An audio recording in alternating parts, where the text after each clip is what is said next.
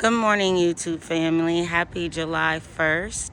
I just wanted to give you all a morning garden walkabout. I think for the month of July, I will try to, pardon me, do a weekly just because this is the heyday of the garden. So this is the side gate that you see as you drive up to the property. And then this is the porch area.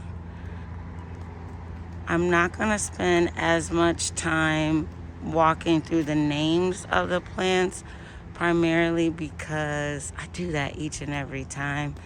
But I wanted to maybe just give you all some eye candy, like the shade garden. In the June video, I mentioned the acidity of that hydrangea was a surprise. Very excited about that.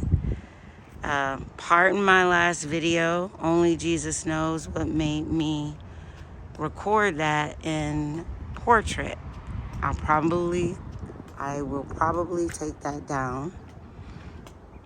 I actually did quite a few cutbacks this time to get ready so the coleus was cut back so they can come in more full in the next few weeks.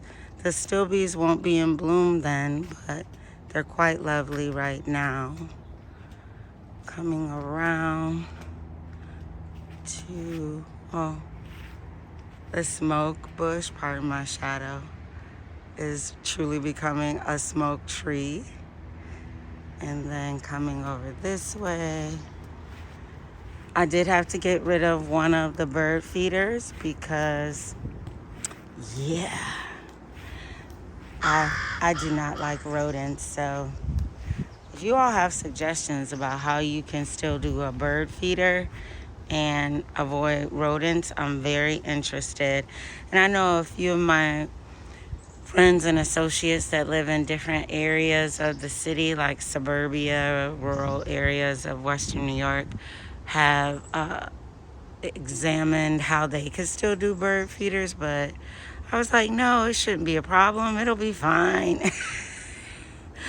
So this bird feeder is a little more specific to the beak of a bird, so I'm not getting issues there, but for now, I will take it down. And then I figure a bird feeder over here will keep them out of the edible garden.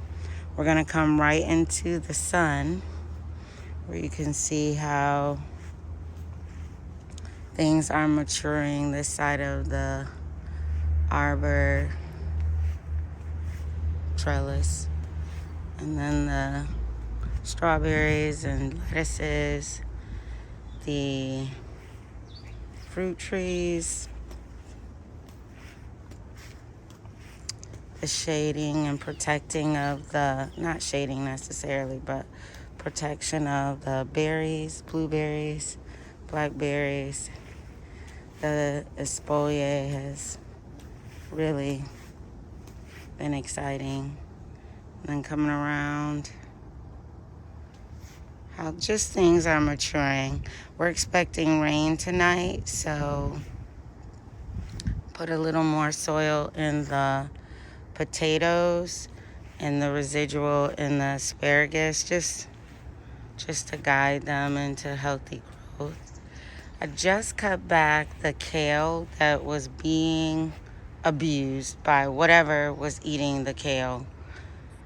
So I'm hoping now that the squash and the zucchini are getting some size. The kale can have a chance once they get some, everybody grows a little more. But this is becoming.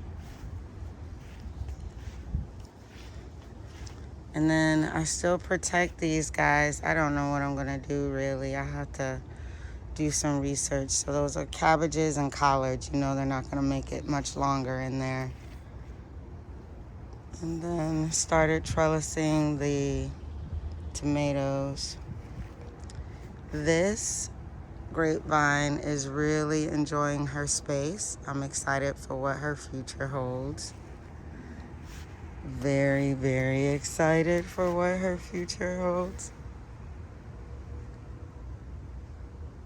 I don't know if you can see it, but very excited. And I can't be too like idealistic about it. Has to be sweet and perfect, because the grapes I've been seeing at the grocery store lately have been tart. So I like my fruit to be sweet. And then the mammoth sunflower, the elephant ears.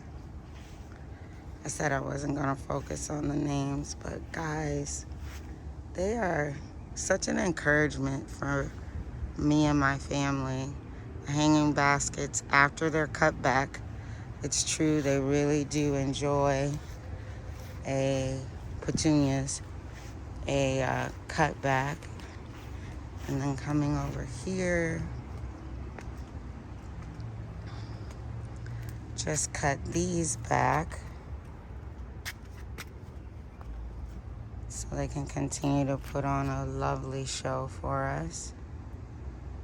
And then this little garden here, surprisingly, I am excited about. I really am. It's some eye-level stuff, which is okay because there's height behind them, and you don't need a bunch of height. You see that white moth? I stopped calling it part of my shadow. Stopped calling it a butterfly. And then the fullness of everything is coming into full effect. The containers, I have been most fortunate to learn some things about these containers and purposeful planning of containers. I can see what the draw is. I don't know if you can see that dahlia in the back there. She's really becoming. There are a total of 4 that survived the early spring planting. So each container has petunias. These 2 have the miniature purple and white petunia. I can't recall their specific proven winner's name, but they have a creeping Jenny, a yellow petunia, and a canna lily. And I really think it's the consistency of the canna lily and then the yellow coming out that makes these containers really salute the garden. We have the obelisk from the Garden Addict, who helped make that a reality for everyone. The hydrangeas are prepping. We'll get to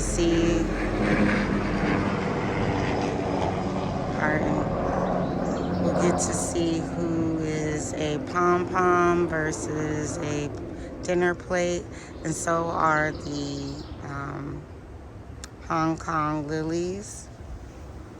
And then this is our shade garden with the archway here for the,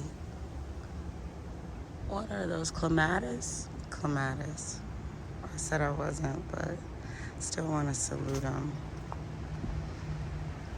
And my window decoration as the hibiscus gets ready to come in. This is a hardy hibiscus, and that's its younger sister over here. I had to move a container plant because it was blocking the sun for it, and you could tell the difference.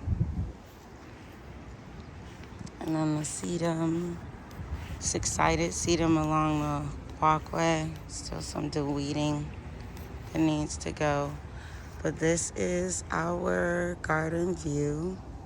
Again, encouragement to anyone. City living should not be a restriction, and overnight doesn't have to be the goal. If that's what you do, then that's fine. But this, we've been here for decades, and I would say it's the last 5 years that we've enjoyed it. So June 1st, 2022, 6A garden zone. And I mean the difference between April and, I said June, July 1st.